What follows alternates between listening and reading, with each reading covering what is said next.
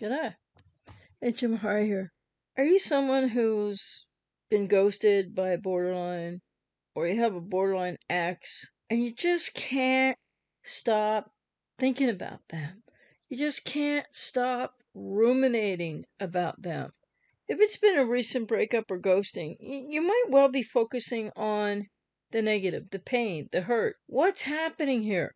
What's going on? And that's pretty common, just so you know. It's uncomfortable, it's painful. If it's not just recent, even, because that's going to go on for a little while for people. It's cognitive dissonance, it's denial. And for people with codependency, it's really difficult to let go. It's very difficult to understand what happened, and there isn't closure to these relationships and many other moving pieces of this. Why can't you get them off your mind? And then more to the point, why are many people, and it's not the same for everybody, but why, if you have an ex with BPD, or you've had to go no contact from somebody with BPD in any relationship type, why can you mostly only at times seem to focus on the good memories? It's like so painful. It's like you just can't stop thinking about who this person was, in the idealization phase, how wonderful that all felt, and what the honeymoon phase was like is so intensely positive. And with people with codependency, really absolutely it just comes along and fills so many of your needs. And now you're remembering and you don't have those needs met. And some of your own needs with codependency, you might not know how to meet them for yourself. Maybe it's hard to be alone.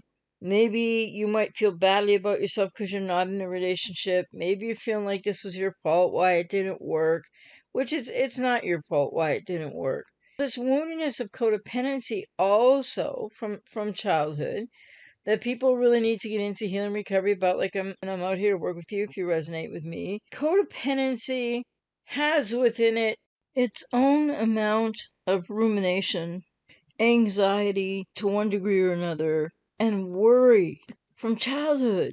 Something in people with codependency has caused you to have these patterns of externalizing out, avoiding self, worrying about others, feeling sorry for others, wondering how you can help others. Codependency inherently has within it rumination, overthinking, and worry patterns along with anxiety.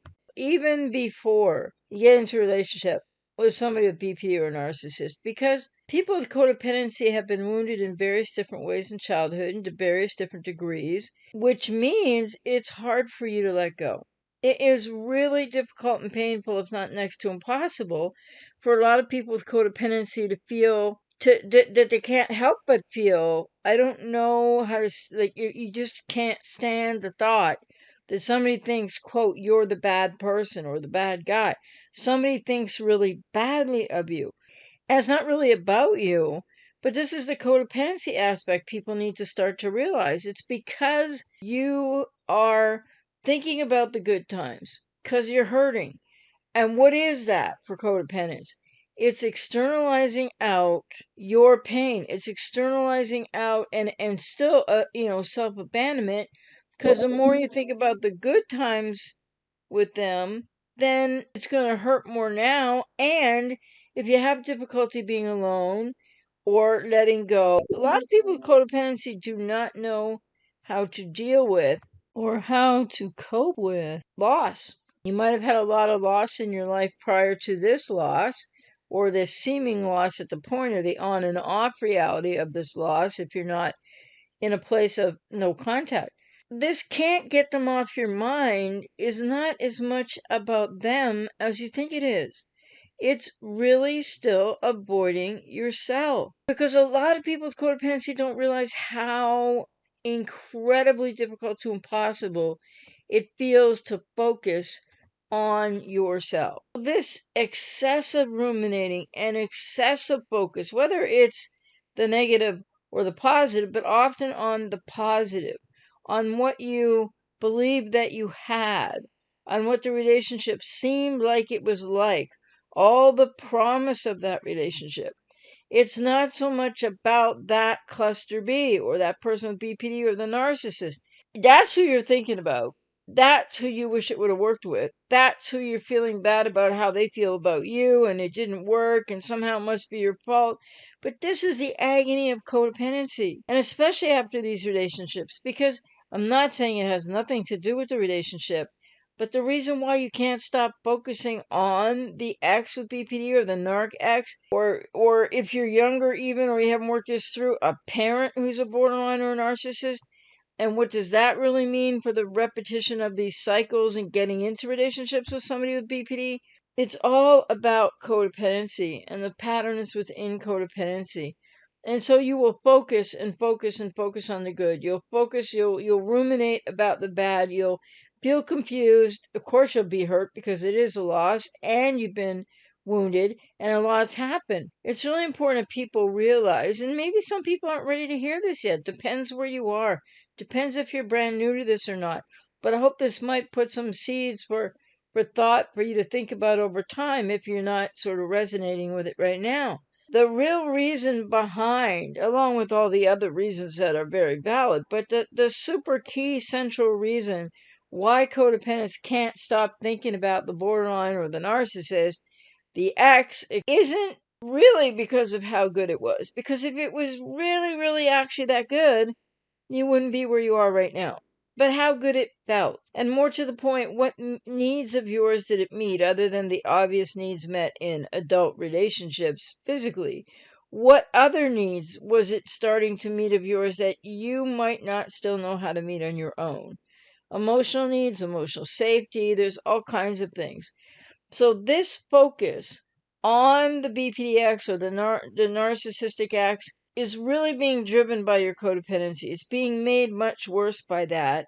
And if you get into a healing recovery process and talk to someone about that, and I work with clients doing this all the time and have for 30 plus years, then you will start to realize as you start to do your own healing and recovery work that what has really got you so stuck and so focused on the good times with the BPD or the narcissist, or maybe on the bad times, or vacillating between the two, but ruminating, thinking about them constantly. Yes, longing for them, needing to break the unhealthy bond, feeling somewhat like you gotta have them like as if they were a drug. You gotta be with them or you gotta hear from them. This is less about them, and I respectfully say to you, way more about your emotional landscape with codependency than people think. And I say this gently and without any judgment whatsoever, because this is something people really have to grapple with understanding. Codependents have an ingrained pattern of externalizing out everything onto someone else, or maybe even activities at times. Right now, you can't stop thinking about the BPD or narcissist X. You can't stop ruminating because, whether it's the good times or the bad times or back and forth, because you don't know how to focus on you. So it comes right down to that base level that it's not really about the person with BPD or NPD. No, I won't say at all, but in a large percentage, it's not really about that. These are people that hurt you tremendously. Have you asked yourself, why am I thinking so much about him or her when they really hurt me and they showed me that they don't know how to love me and they seem so different, but like now I don't even know who they are and I'm so confused. What's missing in all that thinking, which is understandable and true? What's missing in that? You are. What about you? Codependency is formidable. Codependency has not been really overly pathologized, and I think that's positive for people with codependency, just like really pathologizing anything doesn't help people with it. But here's the thing. You really need to get on board. The way out for you to break the unhealthy bond, to get out of the rumination, to get out of this continued focus on the good times or focus on the bad times or back and forth, you really need to work with somebody because you really need to know what's driving that in you. Because it's the codependent externalized over focus on other for sure.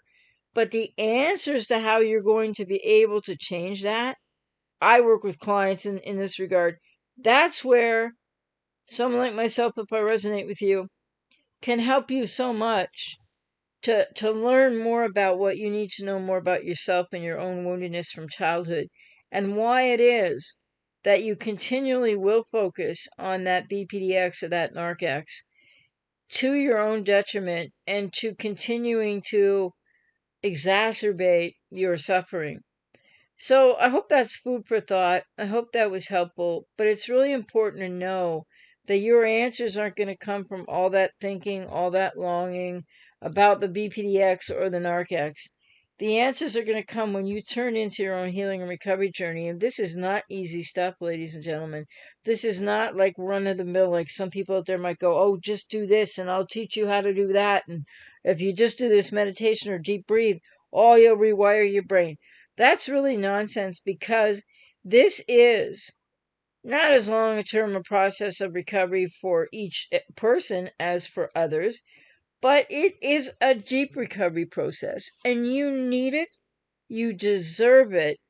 And so I hope, if you haven't chosen already to work with someone, or if you resonate with me to work with me, that you will, because I can help you to get past all of this. But what I say in videos generally, like even this is general, when I actually work with people and I meet them and I get to know them and I listen to them and I hear what they've been through, and I care about that, I can help you to find the answers and the way out of constant rumination, thinking about them, wanting them back. You don't want them back. There's something else you need to know much more about you and your past, and there's something that you need to heal with inside of you. But whatever you do today, please don't invalidate yourself. Please don't feel bad about yourself, because you might be in these cycles of, oh, you just can't stop thinking about the ex with the good times or the ex with the bad times. You might still be in contact. That's not going to be helping you out. You're increasing your own suffering. You might be new to this. It might have been a while, but you're blocked. And I'm out here to help you if I resonate with you. So be kind and gentle to yourself, but know that you do need change, and that people can't just create this change for themselves. I healed from codependency. I created that change in my life, but I didn't do it without therapy as well. So it's really important to get involved in your own healing and recovery journey, because the answers, the questions that are going through your mind, the memories, the ruminating, the why, what happened, did I do it, was it my fault? All of that gets answered when I work with clients, when they start to understand what the connectors are to childhood and how to heal those. Because it's a multifaceted approach to healing, but you will not be able to break the rumination. You will not be able to break the focus on the ex if you don't get help, because it's just you're just in a codependent, not just, but you're in a codependent loop of externalizing out, thinking about the ex, ruminating about the ex. What happened? Did I do it? Is it my fault? I feel horrible. I'm confused. Why did this happen to me? Those answers you need to find by looking inside yourself.